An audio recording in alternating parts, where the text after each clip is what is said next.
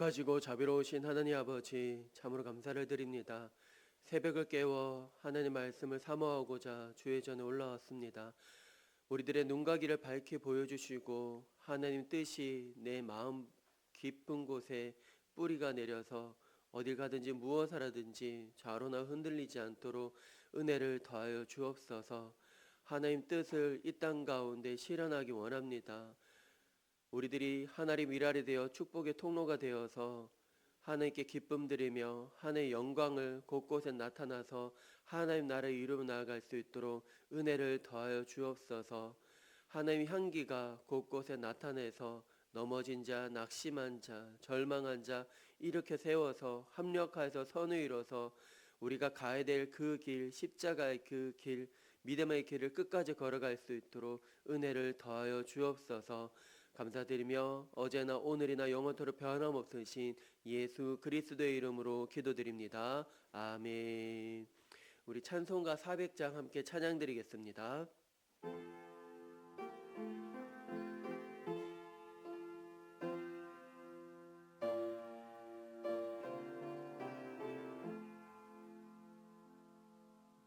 험한 시험물 속에서 나를 건져주시고 노한 풍랑 지나도록 나를 숨겨주소서. 주여 나를 돌보시사 고이 품어주시고 험한 풍파 지나도록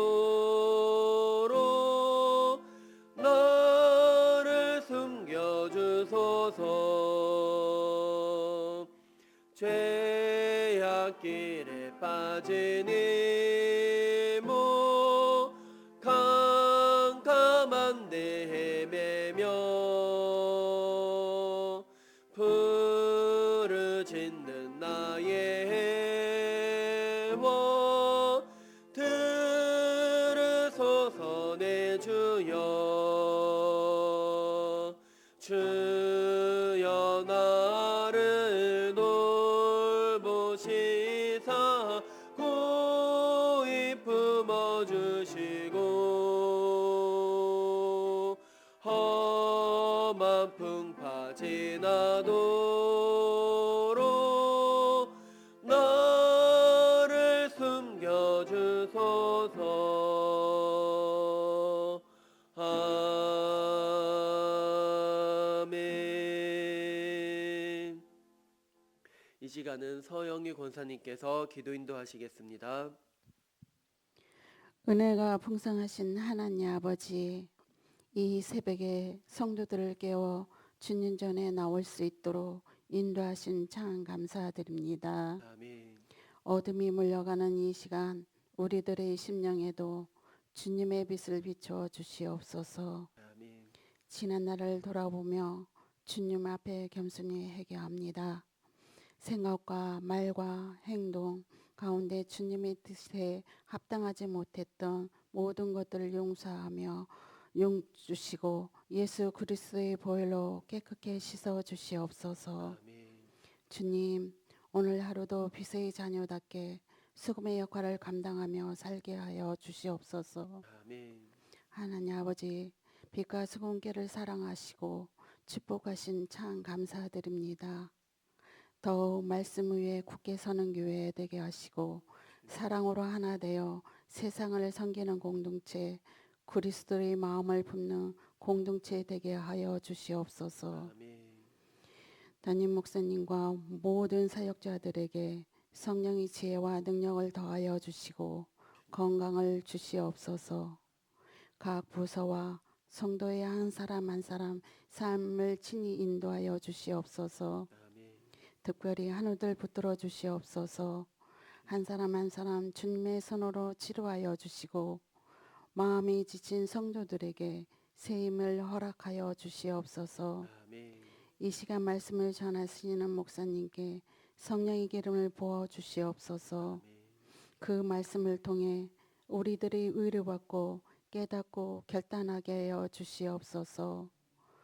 우리들의 삶이 예배가 되게 하시고 만나는 자리마다 빛을 비추시고 세상을 정결케 하는 소금의 삶을 살게 하여 주시옵소서. 아멘. 모든 영광을 주님께 드리며 우리와 항상 함께 하시는 주님, 우리 주 예수 그리스도의 이름으로 감사 기도 드리옵나이다. 아멘. 오늘 이 새벽에 우리에게 주신 하나님의 말씀은 창세기 16장 1절에서 16절의 말씀입니다. 우리 한 절씩 교독하시겠습니다. 아브라함의 아내 사레는 출산하지 못하였고 그에게 한 여종이 있으니 애굽 사람이요 이름은 하갈이라.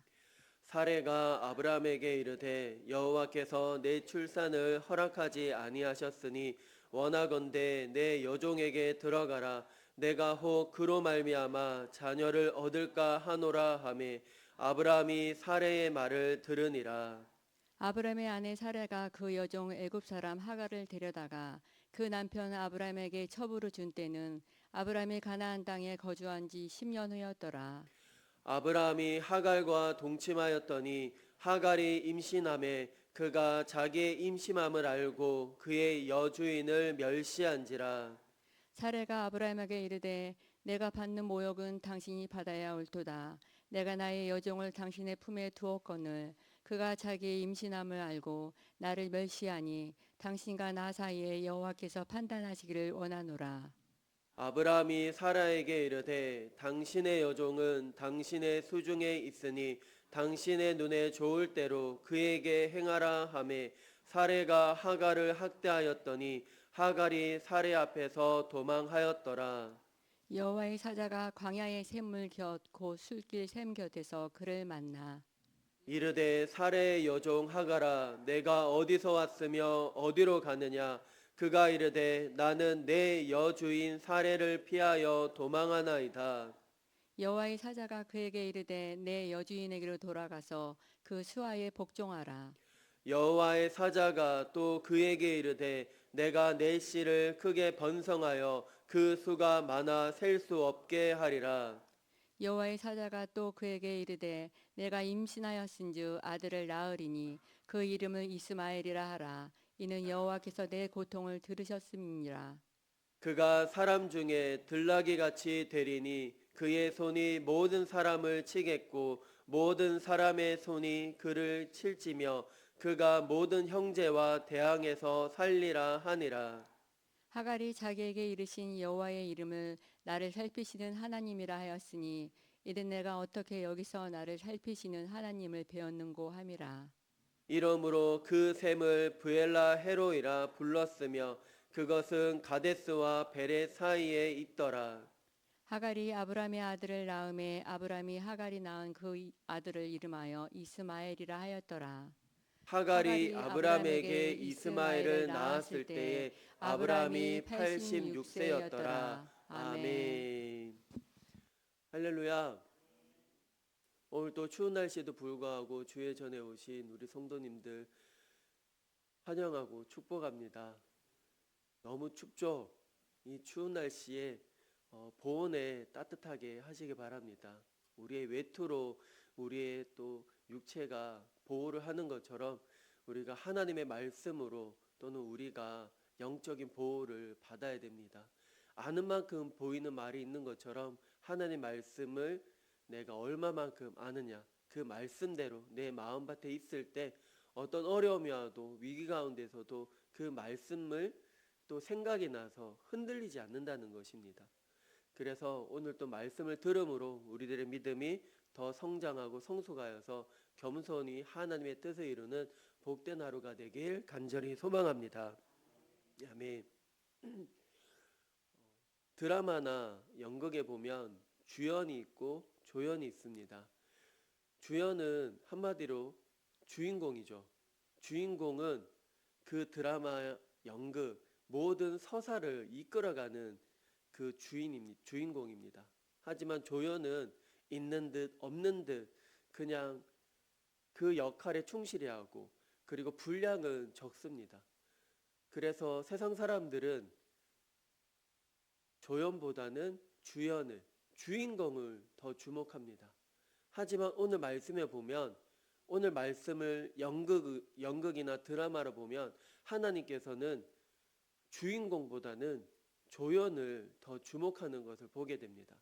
오늘 하나님 말씀에 등장하는 인물이 있는데 바로 아브라함이 있고 아브라함의 아내 사레가 있습니다. 그리고 사레의 여종 하갈이 등장합니다. 그리고 하나님이 등장하시면서 누구와 더 대화를 많이 하느냐? 바로 사레의 여종 하갈과 대화를 많이 합니다. 하나님께서는 분명히 그 가족 아브라함과 사라에게 분명히 말씀하셨습니다. 자식을 줄 것이다. 하지만 기다려도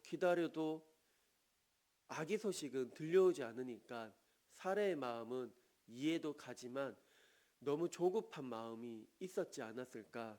우리가 그 조급함이 하나님의 말씀을 더 선명하게 그려나가지 않고 하나님의 말씀을 기억하기보다는 그 상황을 더 보게 되는 것입니다.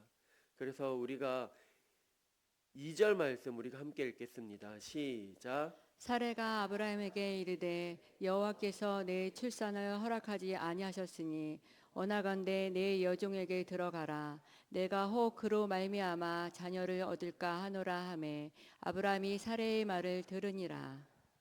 여기서 보면 사레가 단정 짓습니다.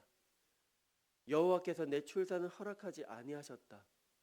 하나님은 분명히 말씀하셨는데 그 때를 기다리지 못하고 그냥 포기한 거죠. 들려오는 소식은 없고 이제 한정을 짓고 하나님은 이제 안 하실 거야. 포기하면서 이제 아브라함에게 원하건대 내 요종에게 들어가라. 내가 혹 그로 말미암아 자녀를 얻을까 하노라. 아브라함이 사레의 말을 들으니라. 이렇게 말하고 있습니다. 계속해서 어떻게 하느냐? 이제 아브라함이 그 하갈과 동침을 하여서 이제 들려오는 소식이 있습니다. 입덧을 하게 되고 이제 아기가 이제 임신을 하였구나. 그 소식을 듣게 되고 그 다음에 그 종 하갈의 태도가 달라집니다. 전과 후가 완전히 달라지는데 우리 4절 말씀 읽겠습니다. 시작. 아브라함이 하갈과 동침하였더니 하갈이 임신함에 그가 자신의 임신함을 알고 그의 여주인을 멸시한지라. 그의 여주인을 멸시한지라. 자세하게 나와 있진 않습니다. 내가 가져야 될 자식을 품지 못하고 여종을 통해서 그런 시선들, 그런 생각들, 그렇게 생각도 안 할 건데 그 환경이 그렇게 만들고 그래서 그렇게 보여지지 않았을까라는 생각도 들지만 오늘 말씀에는 분명히 여주인을 멸시한지라 그렇게 말하고 있습니다. 그 여종에게서 멸시를 받았다면 그 기분은 어땠을까요? 5절 말씀 함께 읽겠습니다. 시작. 사레가 아브라함에게 이르되 내가 받는 모욕은 당신이 받아야 옳도다. 내가 나의 여종을 당신의 품에 두었거늘 그가 자기의 임신함을 알고 나를 멸시하니 당신과 나 사이에 여호와께서 판단하시기를 원하노라. 모욕을 받았다는 것입니다. 모욕을 받아서 이것은 하나님께서 판단하시기를 원하노라. 이제 하나님께 맡기려고 합니다. 이제서야 평소에 계속 하나님께 기도하고 간구했으면 그 뜻이 더 당겨질 수도 있을 텐데 불구하고도 그러지 않았습니다. 뒤늦게 이제 깨닫고 이 모든 상황을 하나님께 판단하시기를 원하노라 이렇게 말하고 있습니다. 자기 합리화시키는 거일 수도 있습니다. 이렇게 모욕받고 그래서 그 상황을 벗어나기 위해서 그 하갈은 광야로 도망갑니다. 광야로 도망가서 어느 샘에 도착하면서 그 홀몸도 아닌데 자칫 잘못하면 큰일이 날 수도 있잖아요. 홀몸도 아닌데도 불구하고 유산될 수도 있는 그 상황 가운데 광야에는 척박한 땅이고 아무것도 없는 그 가운데 다행히 샘에 만나가지고 그곳에서 잠시 쉬고 있었습니다.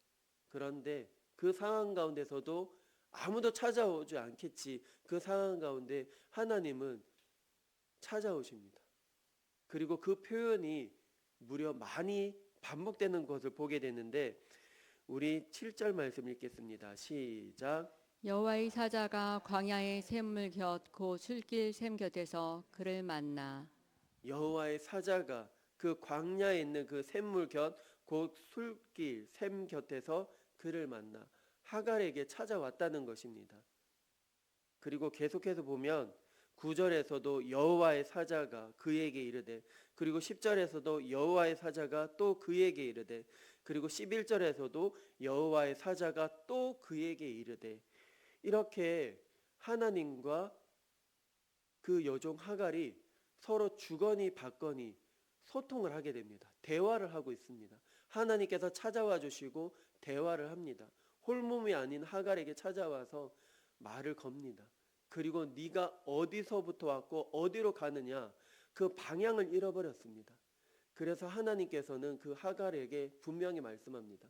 네가 있어야 될 곳은 여기가 아니다. 다시 네가 있어야 될 곳, 그 요종의 자리, 거기로 가라고 말씀하십니다.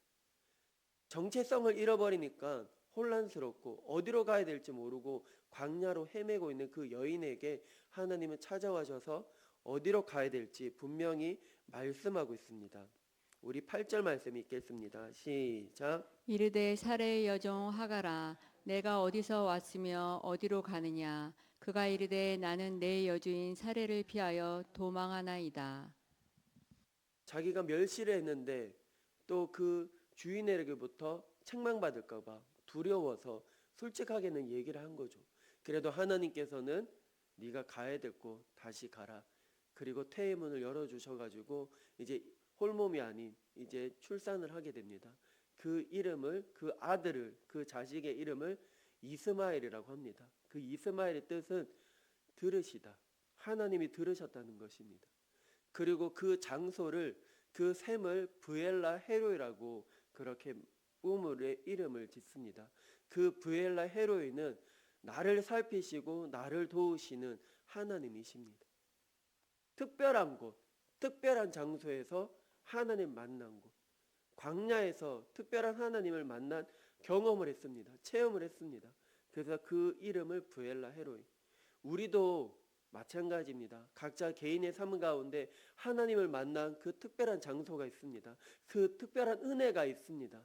교회에서, 그리고 가정에서, 일터에서 내가 하나님을 만난 곳, 그 특별한 장소가 있습니다. 힘들고 어려울 때마다 그 장소를 또는 아름다운 추억을 기억하시기 바랍니다. 또는 우리들이 그 현장에 가면 그것이 생생하게 기억이 납니다.